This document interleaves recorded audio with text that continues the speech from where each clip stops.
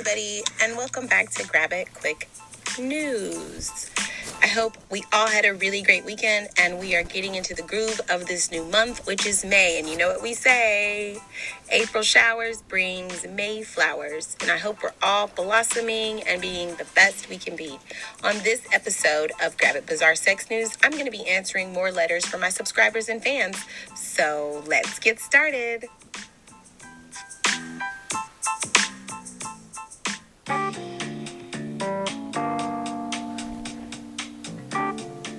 All right, our first letter is from a male. He writes, "Dear Jessica, my girlfriend and I have been together for a few years now, and I do want to marry her one day.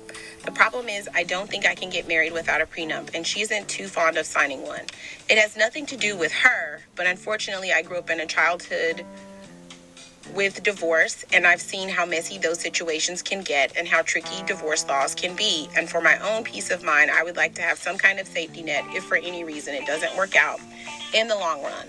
Am I asking too much, or is this a way to get her to see things from my perspective?" First question you asked, am I asking for too much?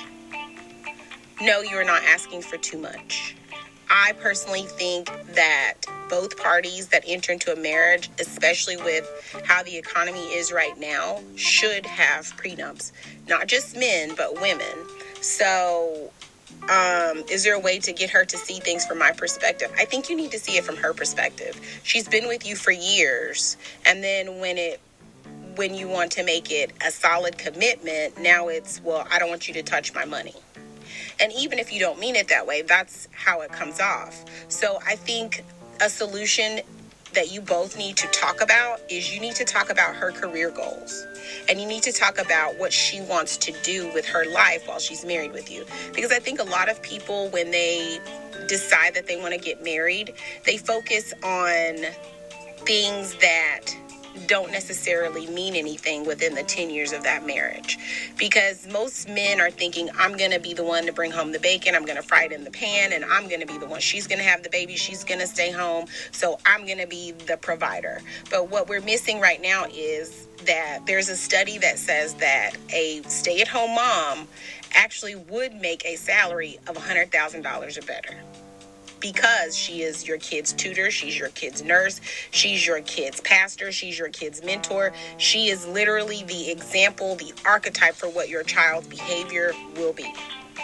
So let's put that in there. So just because she's a stay-at-home mom does not mean that she doesn't have monetary gain.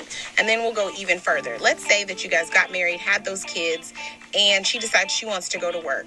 And it's a hobby that she has, and all of a sudden this hobby blows up into like $1 million hobby. And now she wants to do this and she no longer wants to be with you. Would you be comfortable signing a prenup?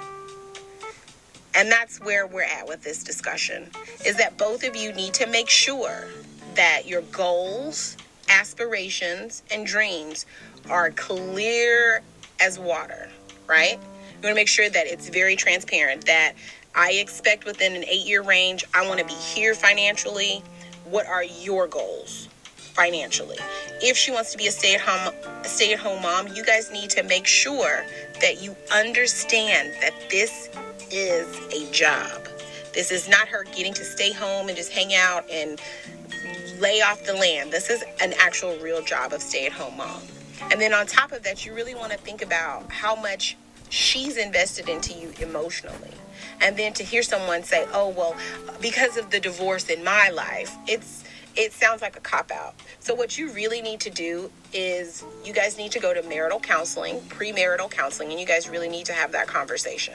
Because it sounds like you guys are not really having that conversation because somebody gets upset.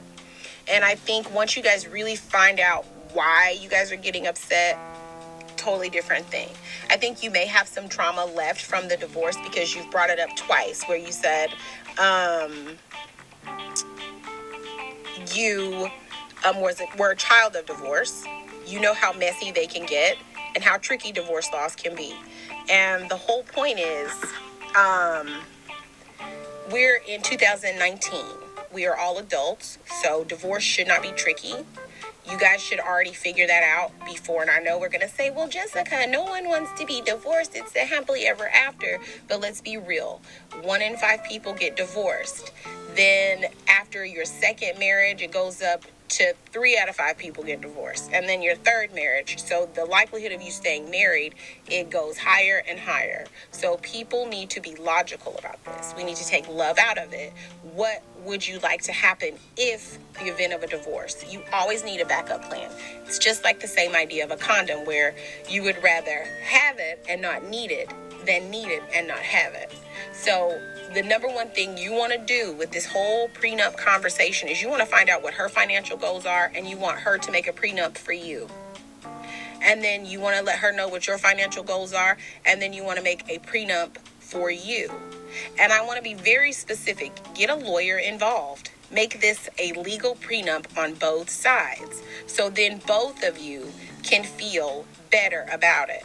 Because what a prenup does, and I don't think men realize that, it adds a value, a monetary value on something that is invaluable. And then it makes it feel cheap. Don't ever make your girl feel like she's cheap. And when you bring up, well, I love you, but my parents was divorced and I don't know what's going to go on. I need you to sign this prenup.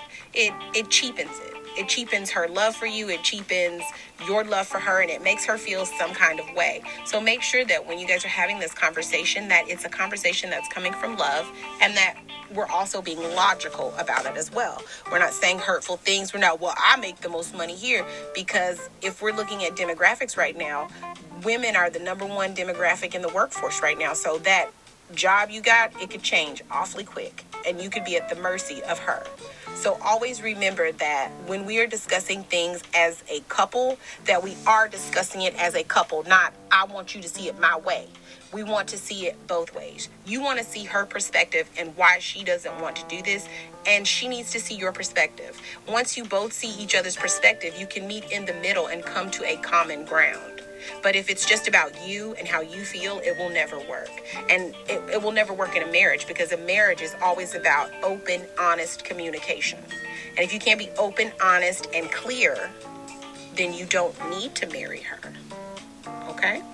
So I hope this really helped you. And I know I said a lot, but prenups for me, like I said, I feel like both men and women should get it in the marriage. I don't feel like it should be one person.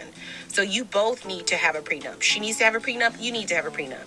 And it needs to be very detailed, okay? All right, thank you so much for the letter.